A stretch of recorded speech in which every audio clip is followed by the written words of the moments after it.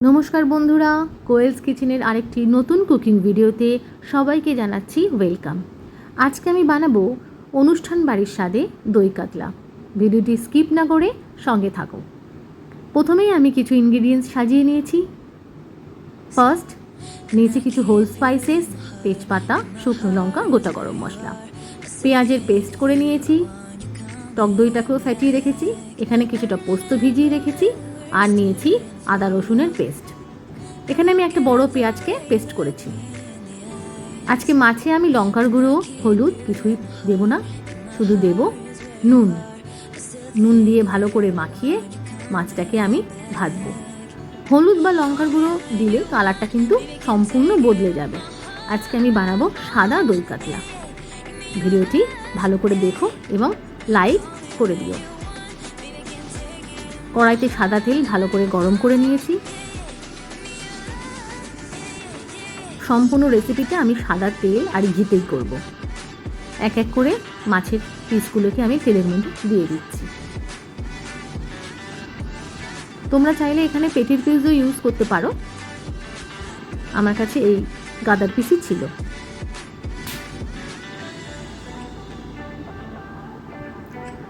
ভালো করে মাছটাকে দিয়ে দিয়েছি। এবার হালকা করে মাছগুলোকে আমি উল্টে দিচ্ছি। খুব বেশি তাড়াহুড়ো করার দরকার নেই, মাছগুলো ভেঙে যেতে পারে, তাই খুব হালকাভাবে আমি মাছগুলোকে ভেজে নিচ্ছি। লাল করেও ভাজার দরকার নেই, এতে কালারটা কিন্তু চেঞ্জ হয়ে যাবে। দুই পিঠে আমি হালকা করে ভেজে নিয়েছি, যাতে একটু ব্রাউনিশ কালার এসছে। এবারে আমি এক এক করে মাছগুলোকে তুলে নিচ্ছি। আলতোভাবে মাছগুলোকে তুলব।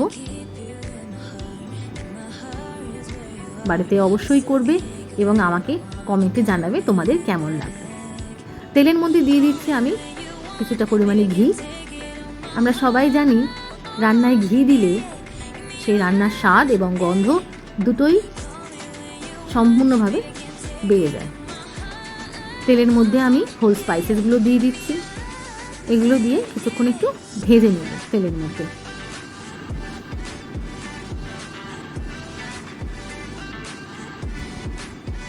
ভেজে নেওয়ার পর আমি যে পেঁয়াজের পেস্ট করেছিলাম সেটা আমি অ্যাড করে দিলাম। পেঁয়াজের পেস্টটা দেওয়ার পরও আমি তেলের মধ্যে একটু ভেজে নেব, যাতে পেঁয়াজের কাঁচা গন্ধটা এবং যে জলটা বেরিয়েছে সেটা যেন কেটে যায়। হালকা যখন রঙটা পাল্টে আসবে তখন আমি এর মধ্যে 1 চা চামচ আদা আর রসুনের পেস্ট অ্যাড করব।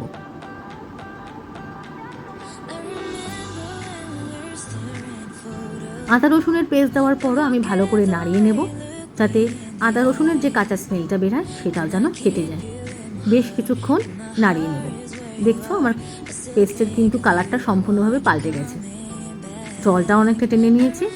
এবার আমি একে একে যে পেস্ট করে রেখেছিলাম সেটা আমি অ্যাড করব।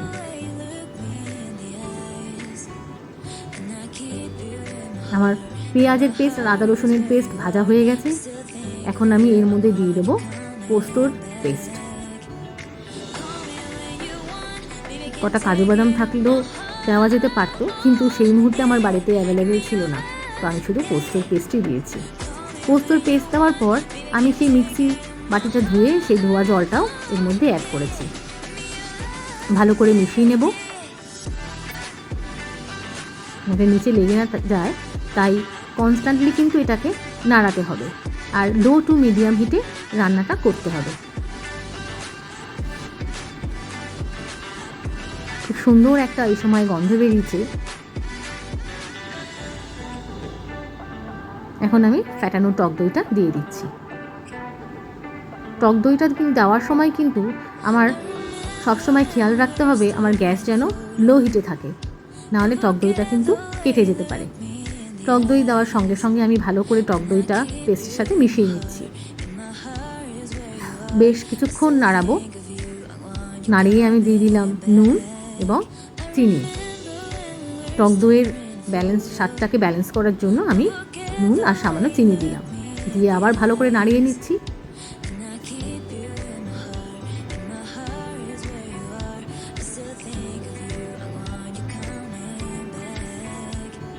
আমার মশলাটা সম্পূর্ণরূপে মিশে গেছে।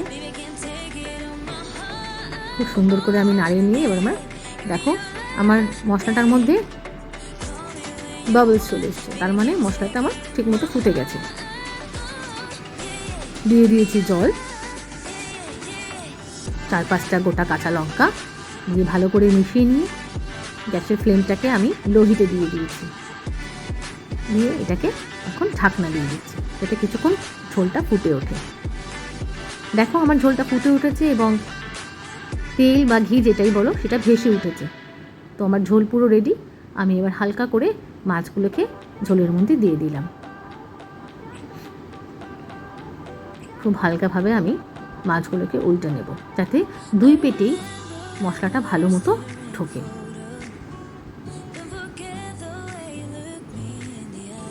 আমি ঢাকনা দিয়ে দিচ্ছি।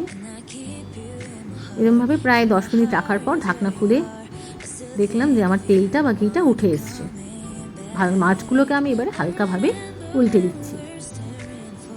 আরেকটু হবে, দই কাতলা তো একটু ঝোল থাকে না। দেখো আমার কিন্তু মাছের গ্রেভিটা সম্পূর্ণরূপে রেডি। এই সময় এত সুন্দর একটা ঘিয়ের গন্ধ বেরাচ্ছে, মনে হচ্ছে যেন এখনই আমি গরম ভাতের সাথে রেসিপিটা দিয়ে খেয়ে ফেলি। মাছটা দেখতে দেখেছো কতটা লোভনীয় লাগছে। মাছের গায়ে মশলাটা কিন্তু সম্পূর্ণভাবে লেগে রয়েছে। এতে বোঝা যাচ্ছে আমার রেসিপিটি সম্পূর্ণরূপে রেডি। তোমরা বাড়িতে অবশ্যই করো। নামানোর আগে আমি দিয়ে দিচ্ছি সামান্য কিছুটা পরিমাণ গরম মশলা গুঁড়ো, দিয়ে আমি গ্যাসটাকে বন্ধ করে দেব। খুব বেশি দিলাম না, কারণ আমি গোটা গরম মশলা প্রথমেই দিয়েছিলাম। তো এখানে আমার দই কাতলা একদম রেডি।